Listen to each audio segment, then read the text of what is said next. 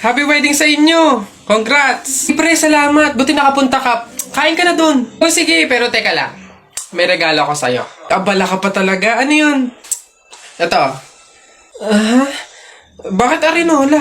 Aba, wag mong tanggihan yan. Alam mo ba, sabi na matatanda pa, mahiin, na swerte daw yung arinola pag yan yung regalo sa bagong kasal. Ganun ba yun? Bakit gamit na?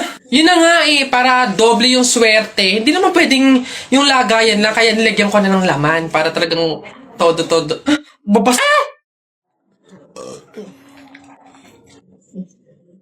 Ilan ba nakuha ko? 1, 2, 3, 4. Madami pala. Kala ko kaunti na 4. Masarap yung kape, pero kailangan ko ng ibang drink, syempre. Kaya, buti nakakuha ko din. Ay, shucks! Hindi grapes yung nakuha ko. Ba yun? Okay na nga yun.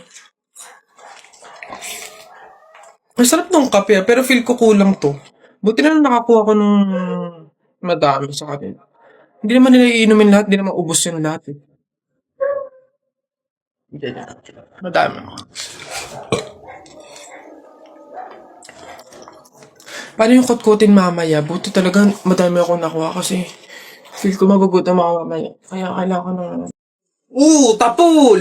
Hoy, Jepoy, tara, bari na tayo. May bago na akong pellet, oh. Maganda to, eh. Bili to ni Papa, eh. Ba't yan binili mo? Ang late-late naman yan. Di na naman uso yung mga pellet na ganyang maliliit, eh. Yung sa akin, mahaba. Isang ganun agad, tapol agad. Yung sa'yo mukhang mahina, eh. Yan ata yung nangangain ng bala. Duwag ka lang. Takot. Tara. Ano? Magsuot ka na ng mga shield mo. Tapol! Hay, tumigil-tigil nga kayo sa barilan nyo pag kayo nakamat at naka-hospital pa kayo, sinasabi ko sa inyo. Nay! Kalabaw. Bakit? Nay, napunit yung damit ko, sumabit dun sa pako. Ganitong damit pa naman yung kailangan namin suotin sa party bukas. Paano na yan? Di tahiin mo na lang. Bawal yun, hindi pwede. Pamahiin na bawal magtahi ng gabi at malas daw yun sa pamilya. Halay, anong gagawin ko? Pamahiin pa kasi. Anak, suotin mo na. Kaysa naman sumuway tayo sa pamahiin, may mangyari pang masama. Suotin mo na, wala na tayong magagawa dyan.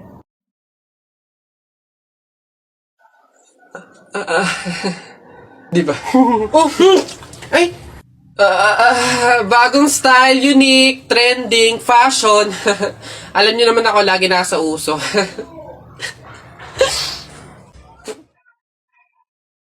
Tagal naman na order ko. Ayun na. Hello, sir. Ito na po order nyo. Ayan. Ayan. Okay na po, 812. Teka, halika. Ay, sir, ano yan? Bakit dito ako kakain sa dahon ng saging? Paltan nyo to. Nasaan ba yung manager nyo? Tawagin nyo nga. Ay, sir, good day po. Ano pong problema dito? Yan kasing service crew nyo, dito ako papakainin sa dahon ng saging. Ay, sorry sir, mali yung naibigay. Dahon ba yun ng saging? Mali, dito pala dapat. Yan. Sa plastic kayo kumain. Bastos nyo ha. Ano ba problema ha? Hindi ko kasi alam kung bakit dito nyo ako pinapakain sa mga to. Hindi mo alam, sir? Tignan mo yon. Ha? Diba? CCTV?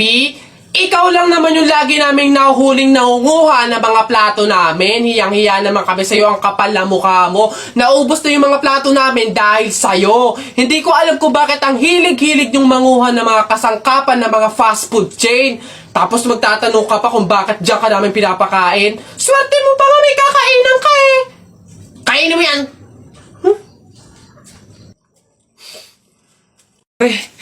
Patay ako. Bakit? Bagsak ako sa lahat ng exam. As in, lahat ng subject bagsak ako.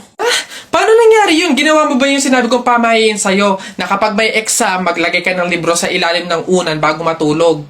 Yun nga ginawa ko naman yung sinabi mong pamahiin Kaso, ewan ko ba't hindi gumana? Yun naman pala nakalimutan mo pa rin yung review mo? Ay, kailangan ba mag-review? Ay, naku naman. Naglalagay ng libro sa ilalim ng unan bago matulog kapag may exam para hindi makalimutan yung ni-review. Kaya pala hindi gumana. Akala ko maglalagay ng libro sa ilalim ng unan bago matulog para para magkasagot yung exam.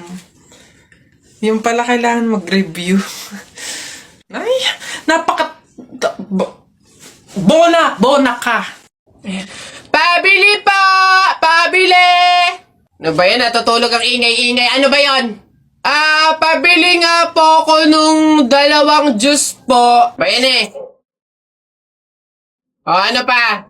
Tapos, C2 po. Ano pa? Ano pa ba? Tsaka po ng Chucky.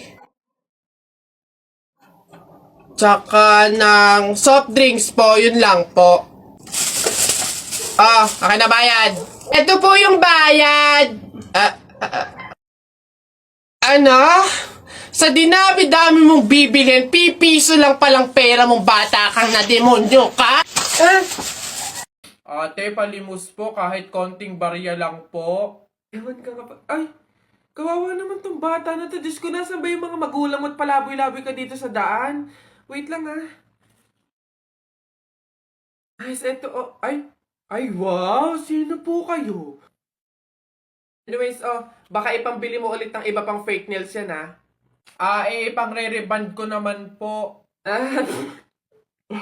Ayaw mo ipangkain na lang? Sige.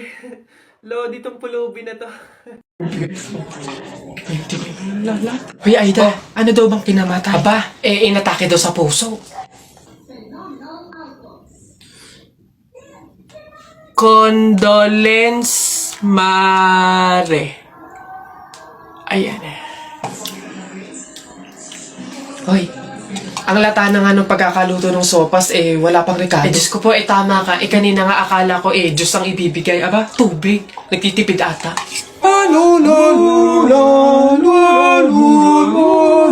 Anak, kunin mo na yung mga plato. Kakain na tayo. Sige, Nay. Nay, eto na po yung mga plato. Anak, akin na. Hoy! Nakoy, balik mo yan! Bawal yan, pamahiin yan. Hindi pwedeng pagpatong-patungin yung mga plato. Malas yan dito sa hapagkainan. Ha? Nay, paano? Basta dalhin mo yan dito nang hindi pinagpapatong-patong.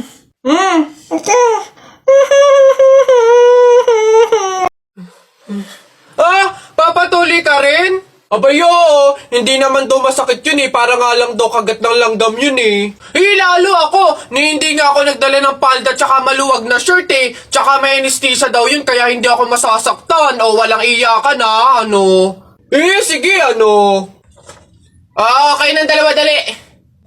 Tayo agad?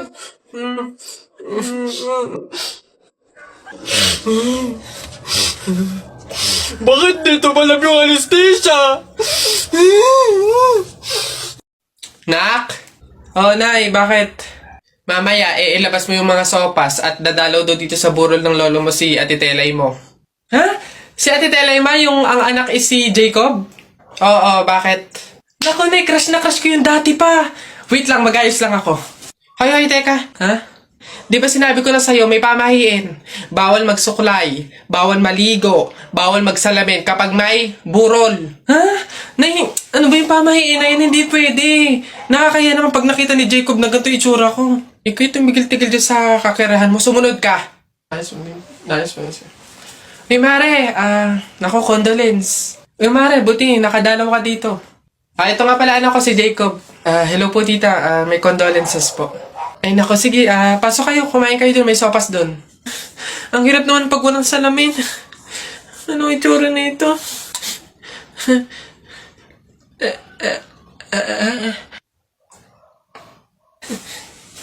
Hi, Jacob.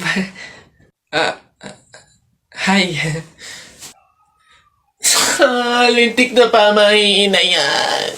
Pre, di ba sabi mo matapang ka? Oo, bakit? Pindutin mo nga yung fire alarm. Ako? Pipindutin yan? Dali! Hindi mo kaya? Takot ka, Pakala ka pala Walang kabilib-bilib to sa akin. Ako matatakot? Fire alarm? Baka nga di na nagana yun. Tagal-tagal na yun. Tingnan mo Watch me Baka maging idol mo pa ako sino bakla? Aray, tumunog! Takbo, oy! Aray, sira ulo tumunog! Takbo, oy! Okay, huminahon po ang lahat. Kami po ay humihingi sa mga naabalang teacher at mga estudyante dahil po sa pagtunog ng ating fire alarm. Wala pong kahit anong sakunang nangyari dito sa school. Sadyang meron lang po talagang mga estudyante na nagtangkang pindutin po yung ating fire alarm. Buti na lang po at may CCTV at nakita natin kung sino yung pumindot nun. Kung kasi panitimbang. Gagi, ba't ako? Maloy ko bang uto-uto ka? Pantay ko ngayon. Kaya naman, pwede na po tayong bumalik sa kanya-kanyang faculty at classroom. Muli, pasensya na po. Pumunta ka sa guidance. Kanina pumunta ka. Ano yun? Ang baho! Ano ba yan? Kakasuka naman. Ba't kasi dito pa natae? Baho. Oo nga, ano ba yan? Hindi na nahiya. Dito pa talaga sa mall ng CR, tumae. Alam na, ang daming tao dito. Baho-baho, ano ba yan? Gusto siguro makaranas ng magandang CR. Pangit siguro na CR sa kanila. Hoy, Jepoy! Bakit? Alam mo, sabi sa akin ni Christian kahapon, takting yun, niyayabang ka ata nun eh. Ikaw daw yung kumuha ng mga itlog ng manok, tapos pinagbabato mo daw, papayag ka nun, tapos sabi sa akin nung isang araw, ikaw daw yung nagsulat ng bototoy dun sa kotse ni Kuya Eman. Papayag ka nun? Kung ako hindi ako papayag dun, sasapakin ko talaga yun. Sinabi niya yun? Nasaan yun? Panapok talaga sa akin yun. Ayun, Jepoy, niyayabaan ka pa nun, isang araw pa yan eh. Kung ako sa'yo, talaga sasapain ko yan. Yabang-yabang yan sa'yo eh. Hoy, Christian! Bakit? Ano yung pinagsasabi mo, ha? Isang itlog lang naman yung kinuha ko, ha? Tapos yung pototoy dun sa kotse ni Kuya Eman, inutos mo lang naman sa akin yun, ha? Yabang mo, ano yung pinagsasabi mo dyan? Ikaw nga umihi ka nga nang naglalakad eh. Tapos pinagbabato mo yung mga bubong dun eh. Yabang neto. Di ko naman sinabi yun. Sinungaling, kakaila ka pa. Sabi mo sa akin nung isang araw, ang asim-asim ni Jepoy, hindi pa nga naliligo, sabi mo. Dahilan-dahilan ka pa dyan, panapok na lang. Hindi ko naman talaga sinabi yun. Ba't ayayabang nyo porque dalawa kayo? Hindi ko naman talaga sinabi yun.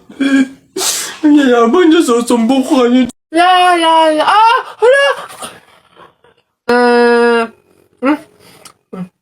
Ay, Bobay, anong ginagawa mo? Hoy, Bobay, masama kaya yung ginagawa mo? Bawal daw yun, pamahiin daw yun eh. Hindi daw pwede magpatay-patayan kasi baka daw magkatotoo. Tumigil ka nga dyan, Jepoy! Ang ingay-ingay mo eh. Paano hindi ako magpapatay-patayan? May zombie, Jepoy, ayun Oo nga, zombie to! Ang pangit-pangit pa, mukha pang mabaho! Wow, bastusan! Kayo mga bata pa kayo, mga judger na kayo ha? Pulubi ako, hindi ako zombie. Di sorry po! Huwag niyo ako idamay sa kung ano-anong nilalaro niyo dyan. Nagkakalakal ako dito eh. Baka ito ang zombie.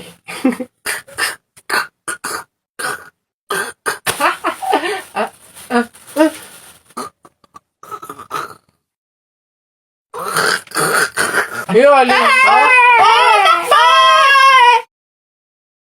ano ba to? Nay! Ano yan? Nasabi yung kumot nating magaganda. Ano ba tong kumot na to? Parang hindi pa kayo buhay sa mundo. Andito na to eh. Ako nga tigil-tigilan mo sa kaartehan mo. Patuto kang magtyaga kung anong meron dyan. Ito, siya nga pala. Wow! Bagong kumot? Hindi. Dalhin mo yan sa mga bisita at dito sila matutulog. Ang daya naman, Nay! Nilalabas mo lang to pag may bisita. Para sa kanila ba to kaya mo binili? Aba, sasagot ka. Char!